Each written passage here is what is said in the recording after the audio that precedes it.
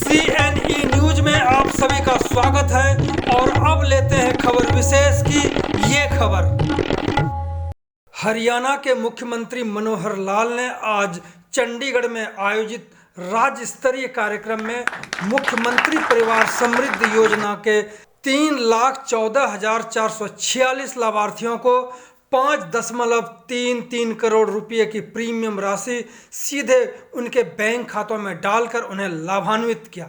मुख्यमंत्री ने प्रधानमंत्री जीवन ज्योति बीमा योजना के तहत 1,08,86 लाभार्थियों को 3,32,82,480 रुपये, प्रधानमंत्री सुरक्षा योजना के 1,82,916 लाभार्थियों को 21,94,992 तथा प्रधानमंत्री श्रम योगी मानधन, प्रधानमंत्री लघु व्यापारी मानधन पेंशन योजना और प्रधानमंत्री लघु व्यापारी मानधन पेंशन योजना 30,674 लाभार्थियों को 1,78,22,500 रुपये की प्रीमियम राशि सीधे उनके बैंक खातों में पहुंचाई। मुख्यमंत्री ने जो आगे कहा इसे सुने।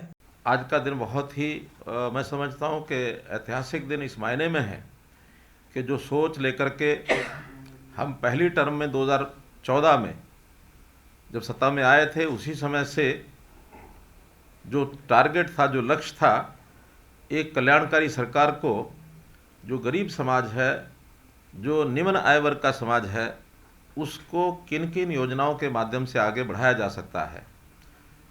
हमने उसको पूरा करने के लिए जो एक फ्लैगशिप प्रोग्राम अपना चलाया वो था परिवार पहचान पत्र। परिवार पहचान पत्र के माध्यम से जब तक सब परिवारों का एक प्रकार से सर्वेक्षण करके हम उनको अलग अलग कैटेगरीज में नहीं उनको एक प्रकार से पहचान कर लेते, तब तक हमारा टारगेट कौन है, किसको हमने लाभ पहुंचाना है, वो करना संभव नहीं था। 3 प्रकार की श्रेणियां, उच्च आय वर्ग, मध्यम आय वर्ग और निम्न आय वर्ग, ये श्रेणियां हमको बना करके तभी इन चीज़ों का लाभ हम देने के लिए आगे बढ़ रहे हैं। तो इसलिए परिभाषा के तौर पर जो हमने निम्न आय वर्ग, इसकी जो परिभाषा रखी है वो किसी भी परिवार की कम से कम 15,000 रुपये मासिक या 1,80,000 रुपये वार्षिक, ये उसकी आय आमदन, इस आय से नीचे के लोगों को हम निम्न आय वर्ग का एक ऐसा परिवार मानते हैं। इससे ऊपर मध्यम आय वर्ग, उच्च आय वर्ग, उसकी हमने कोई एक लिमिट अभी नहीं तय की है, विचार की है, आगे चल के विचार करेंगे। लेकिन प्रथम चरण में तो ये जो निम्न आय वर्ग है, इसके लिए भिन्न भिन्न योजनाएं हमने बनाई हैं। इसकी आय कैसे बढ़े, तो उसके लिए पहले चरण में 1 लाख रुपये वार्षिक आय के जो परिवार थे, इन सबको एक स्थान पर बुलाकर अंत्योदय मेले हमने लगाए। गरीब मेले, अंत्योदय मेले, रोजगार मेले, कुछ भी हम कह सकते हैं। और हर एक ब्लॉक स्तर पर लगभग 250 से ऊपर 270 के आसपास ऐसे जो मेले हैं वो अलग अलग दिन लगे हैं। और लगभग 90,000 परिवार जिनको व्यक्तिशः सूचना दी गई थी, जो श्रेणी में आते थे, उन्हीं को बुलाया गया था। और उनको लगभग 54 ऐसी स्कीमें हैं अलग अलग डिपार्टमेंट्स की, उनको काउंसलिंग करके उसके लिए तैयार किया गया कि अपनी आय बढ़ाने के लिए कैसे आप आय बढ़ा सकते हैं। 1 लाख से ऊपर सबको बढ़ाना है, वो 1,80,000 तक पहुँचें, 2 लाख तक पहुँचें। और इसमें बैंकों का भी हमको सहयोग मिला है, जिन्होंने लोनिंग जो है उसके फॉर्म भर के उनको कईयों को तो क्लियर कर दिया, और जो बाकी भी प्रोसेस में हैं। और मैं समझता हूँ उन सब का सहयोग, चाहे व्यवसाय करके, चाहे उनकी स्किलिंग करा करके, और चाहे कोई संस्थाओं में, कोऑपरेटिव संस्थाओं में उनको भागीदार बना करके, सेल्फ हेल्प ग्रुप में भागीदार बना करके, या प्राइवेट क्षेत्र के अंदर नौकरियां दिला करके, ये सारे पहलू हैं जिस पर विचार किया गया। और वो पहला चरण हमारा पूरा हुआ है। दूसरा चरण भी ऐसे सब परिवार जो बच गए उस समय नहीं आए, या जिनकी पहचान उसके बाद हुई है, ऐसे सब लोगों को हम दूसरे चरण में बुलाएंगे। वो जैसे ही कोविड की तीसरी लहर का ये यानी एक प्रकार से ठीक होता है, हम इम्प्रूव करते हैं, तो उसके बाद उस चरण को भी हम शुरू करेंगे। इसके साथ जिन योजनाओं का प्रीमियम इस 6,000 में दिया जा सकता है, यदि इन 5 योजनाओं का लाभ लेने के बाद कुछ पैसा 6,000 रुपये में से बचता है, तो जैसे प्रधानमंत्री फसल बीमा योजना, उसका प्रीमियम है वो भी इसमें से भरा जा सकता है। अथवा अन्य सरकारी योजनाएं, चाहे केंद्र सरकार की हो या प्रदेश सरकार की हो, जो ऑप्शन बेनिफिशियरी देगा उस बेनिफिशियरी के हिसाब से इस 6,000 का वो उपयोग कर सकते हैं। ये एक सूचना आपको उसमें से दी जा रही है। तो इसलिए आज के इस कार्यक्रम के माध्यम से जो भी लाभार्थी हुए हैं, ऐसा कुल अगर लाभार्थी अलग अलग योजना के हिसाब से देखा जाए तो ये लगभग 4 लाख ऐसे बेनिफिशियरी बनते हैं। अगर इसमें कॉमन बेनिफिशियरी भी निकालेंगे तो कुल 3,14,000 बेनिफिशरीज हैं, जिनको 5,32,99,000 अर्थात 5,33,00,000 रुपया ये आज रीइंबर्स किया गया है। लेकिन आगे जैसे जैसे संख्या बढ़ेगी वैसे वैसे जो पिछले बचे हुए हैं उनको भी रीइंबर्स किया जाएगा, नए जो जुड़ते जाएंगे उनको भी रीइंबर्स किया जाएगा। हमने इसमें पर्याप्त बजट अपना रखा हुआ, प्रावधान रखा हुआ है। हमें इंतज़ार है आपके रजिस्ट्रेशन कराने की। यदि आप रजिस्ट्रेशन जल्दी से जल्दी कराएंगे तो जल्दी से जल्दी आपके अकाउंट में ये पैसा रीइंबर्स होगा और आगे के लिए सरकार के द्वारा ये भरा जाएगा। तो मित्रों, भाइयों बहनों, इस कल्याणकारी सरकार का आज ये पहला कार्यक्रम इतने लाख लोगों को हम लोग जो दे रहे हैं, इसका लाभ हम लोग उठाएं। हम आगे चल करके जैसे आयुष्मान भारत इस स्कीम में भी अभी तक जो भी 15.5 लाख परिवार इसमें लाभान्वित हुए हैं वो SECC data, socio economic caste census, इस आधार पर जो डाटा था उन्हीं परिवारों को उसमें जोड़ा गया है। लेकिन आगे जो परिवार उसमें नहीं जुड़े हैं और 1,80,000 रुपये वार्षिक की आय से कम के परिवार और भी हैं, उनको भी हम अपनी ओर से जोड़ेंगे और उसका जो प्रीमियम होगा वो हरियाणा सरकार भरेगी, क्योंकि पहले SEC डाटा का जो प्रीमियम है वो केंद्र सरकार देती है। बाकी इसका जितनी भी संख्या है वो सब का सब हरियाणा सरकार इसमें प्रावधान करेगी और इसमें जोड़ेगी।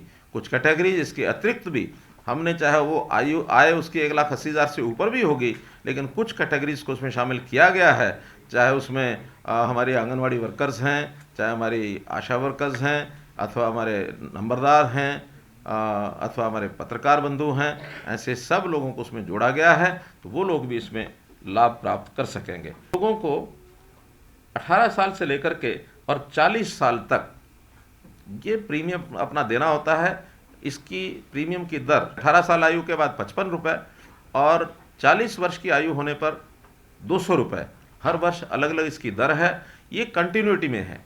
एक बार रजिस्ट्रेशन कराना है, जिस समय रजिस्ट्रेशन कराएंगे जो उसकी आयु होगी उस आयु के हिसाब से उसको पैसा दिया जाएगा, उसको जमा कराना होगा और बाद में हर वर्ष आयु के हिसाब से वो बढ़ता जाएगा। 40 वर्ष तक उनको जमा कराना है और 60 साल के होने के बाद 3,000 रुपये की वार्षिक पेंशन उनकी बनेगी। अब हमारे यहाँ चूँकि वृद्धावस्था पेंशन पहले से चल रही है, इसलिए 60 वर्ष का होने के बाद उनको जो वृद्धावस्था पेंशन की दर उस समय होगी वो मिलेगी।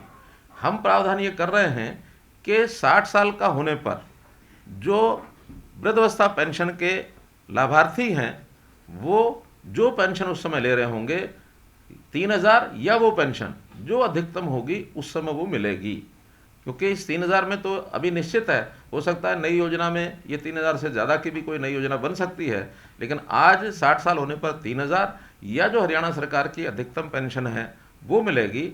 और इसमें एक लाभ इस 3,000 का और जोड़ा जा रहा है, जो पहले से ही जोड़ा हुआ है, कि अगर 60 साल का होने से पहले कोई व्यक्ति इसमें से एग्जिट करना चाहता है तो एज पर पॉलिसी जो एग्जिट के नियम है वो एग्जिट भी कर सकता है। उस समय उसको जो राशि जमा कराई गई है वो पॉलिसी के हिसाब से वो भी वापस उसको मिल सकती है। आज इस पॉलिसी में एंटर होने के बाद ये लाभ भी व्यक्ति को कभी इमरजेंसी में लेना हो तो मिल सकता है। इस प्रकार से इन तीनों योजनाओं के लिए 30,600 लाभार्थियों को आज राशि जो उनकी है वो रीइंबर्स की गई है, क्योंकि ये CSC के माध्यम से इनका रजिस्ट्रेशन होता है और ये लगातार चलने वाली है। जिन्होंने पहले 2 साल में अगर रजिस्ट्रेशन कराया होगा तो उनके पिछले वर्षों की जो राशि है वो भी मिलेगी। ये राशि मासिक है, हर महीने जमा करानी होती है। तो हर महीने का अर्थात 20 वर्ष की आयु का कोई व्यक्ति है या 18 वर्ष की आयु का व्यक्ति है तो उसको लगभग 650 रुपया ये राशि वर्ष की जमा करानी होती है और वो पैसा सरकार देगी।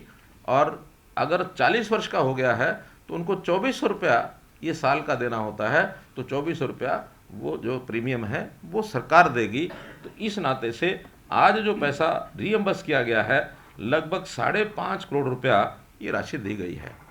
अभी चूँकि सब लोग इसमें अपने आप को रजिस्टर नहीं करा पाए हैं, हमारा आग्रह है कि अभी तक क्रिड ने जो ऐसे निम्न आय वर्ग के परिवार पहचान कर लिए हैं, जिनका आय जिनकी वेरीफाई हो चुकी है, ऐसे 10,75,000 परिवार, इनकी आय वेरीफाई हो चुकी है। अगर सदस्यों के रूप में देखें तो ये 40 लाख से ऊपर सदस्य बनते हैं। तो इस नाते से ये सब जब भी रजिस्ट्रेशन कराएंगे, इसके लिए हमारे डिपार्टमेंट्स, वैसे तो बैंकों की जो 2 योजनाएं हैं उसमें बैंकों को नाम दिए गए हैं कि कौन ये 43 लाख सदस्य होंगे, उनके माध्यम से, उनके अकाउंट के माध्यम से उनका फार्म भरा जाएगा। और बाकी जो योजनाएं हैं, चाहे वो किसान मानधन योजना है, लघु व्यापारी मानधन योजना है या श्रमजीवी मानधन योजना है, इसके लिए हमारे विभाग के लोग वो उन सब लोगों को यानी परामर्श देंगे, उनको संपर्क करेंगे और उनको CSC पर जा कर के वो अपने फार्म को भरें और पहली बार का प्रीमियम वो वहाँ जमा करा दें। जैसा जैसा जिस महीने में जमा होता जाएगा, उसी महीने के हिसाब से उनकी रीइंबर्समेंट बैंकों में होती चली जाएगी या उनके अकाउंट में सीधी होती चली जाएगी, ताकि इस योजना के लिए वो योग्य यानी एलिजिबल बन पाए। ऐसा ये भी कार्यक्रम हमको ध्यान रखना चाहिए। CNE न्यूज के साथ बने रहने के लिए आप सभी का बहुत बहुत धन्यवाद।